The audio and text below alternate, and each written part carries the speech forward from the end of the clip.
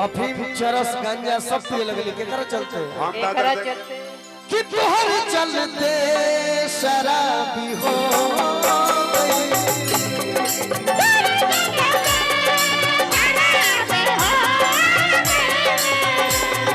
तोहर चलते शराबी हो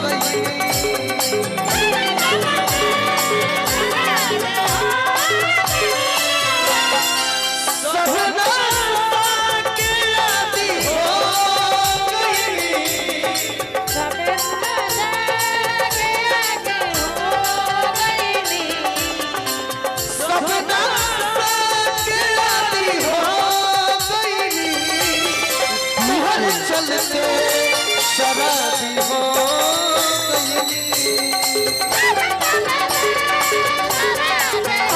भैया भैया इन्होंने बोला कि तारा चलते शराबी हो मुझे जीने नहीं देती है बोला मेरे पे तो मेरी भी बात सुनो, इधर आओ। तुम शायद अभी मुझे जानते नहीं जानते भी हो कि कौनो दिनवा शिकार हो कौनो दिनवा शिकार हो कौनो दिनवा शिकार हो कौनो दिनवा शिकार हो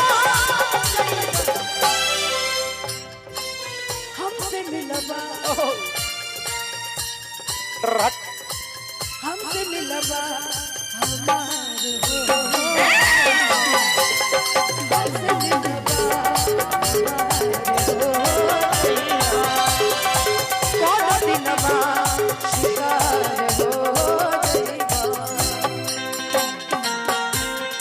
लड़ल बजब से दिल में करार नहीं थे अखियाँ लड़ल बजब से दिल में करार नहीं थे हम कैसे काहे होते महारा से प्यार नहीं थे हम कैसे काहे होते महारा प्यार नहीं थे सिवाय जगत में केहू हमार नहीं है तोहरा सिवाय जगत में केहू हमार नहीं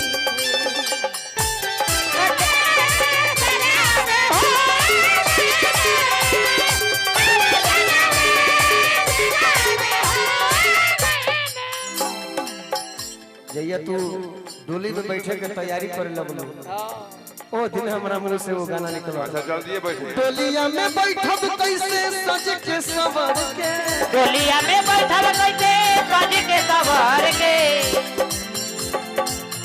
अच्छा तनिका खुश ना होइए सही या गावा वाला यानी कि मैं सादा डोलिया में बैठब कैसे सज के सवर के डोलिया में बैठल कैसे सज के सवार के नेहिया के नाता टूट जाई जिंदगी भर के नहीं आके नाता टूटी जाई जिंदगी भर के और तब खला बिना सुरतिया मन हार जाई सुसुकी के रोबो तैयारवा हो जहरवा खा के मर जाई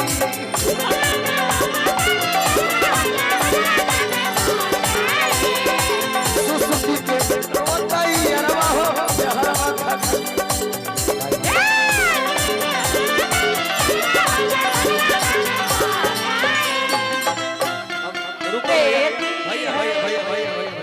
तोहनी के लड़ते रह जी बस हम बीच में जज झूठाऊ के खड़ा लड़त हम लोग लड़ का रहे हैं यही चलते भी प्रेम वाला लड़ाई होता आ जज हम झूठाऊ के खड़ा बने तो हम एगो बात कह दे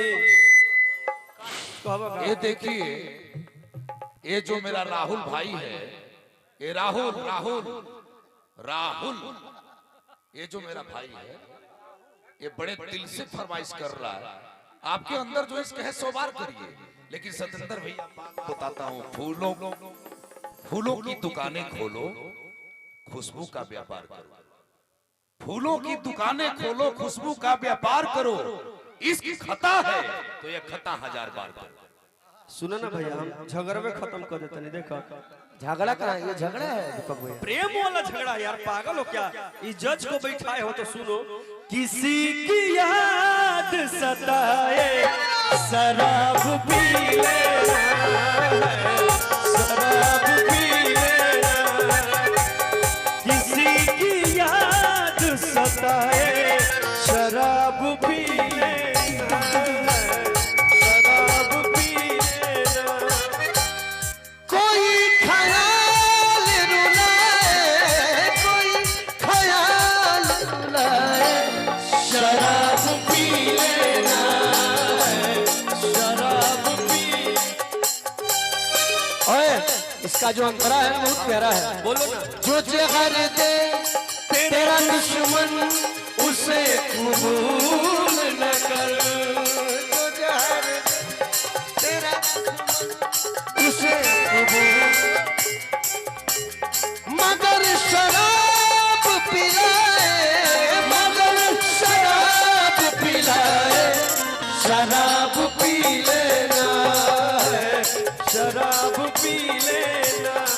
भैया बढ़ाओ, बढ़ा दो।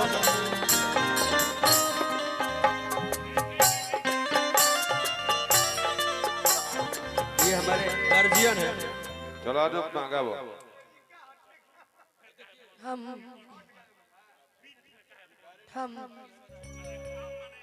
हाँ ये गाएंगे। बोलो अनुपमा।